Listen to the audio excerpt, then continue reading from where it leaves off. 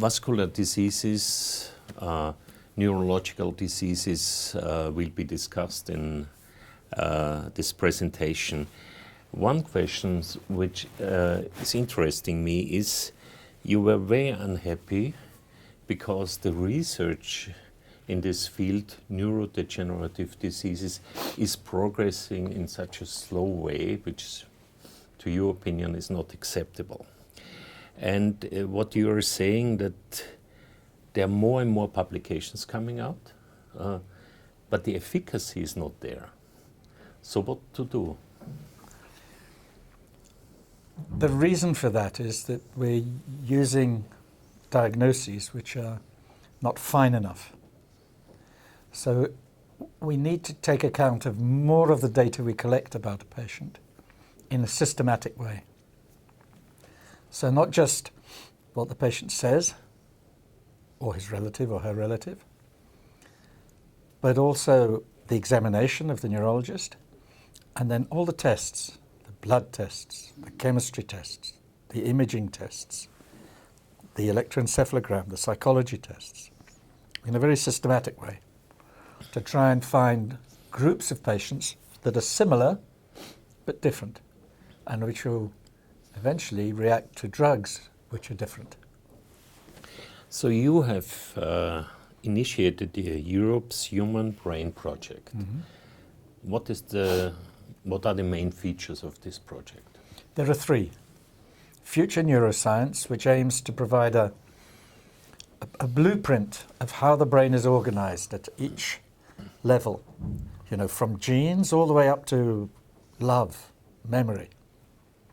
How are these organized, both in their structure, how they're linked, what their cells look like, but also in their function, by working out the rules that define how they relate to each other.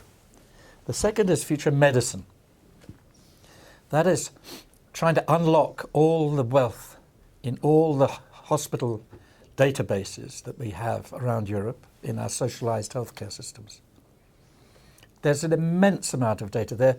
Probably no more than 5 to 10% is used to follow patients up. All the rest, we spend a lot of money on maintaining it, making sure it doesn't get corrupted, but we don't use it in a systematic way. So for that, we want to use modern informatics. Mm-hmm.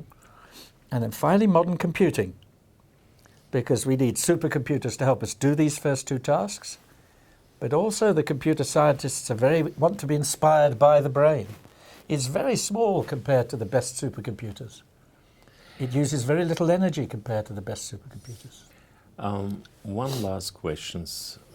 Pharmaceutical companies are spending a lot of money in such targeted research. What is lacking? What is missing? Because they are looking at a molecule, at a drug, which should be effective to cure or prevent from a certain disease. What is lacking? What are we missing? We're missing the cause of the disease. We're missing how many diseases are actually there that we call, all of them, dementia. Or there may be quite a number of diseases that make up the groups that we call Alzheimer's disease, because we're not fine enough in our diagnostic capability. Mm-hmm. But all these data should not be wasted from the pharmaceutical companies. They're very systematic, very well organized, very well collected.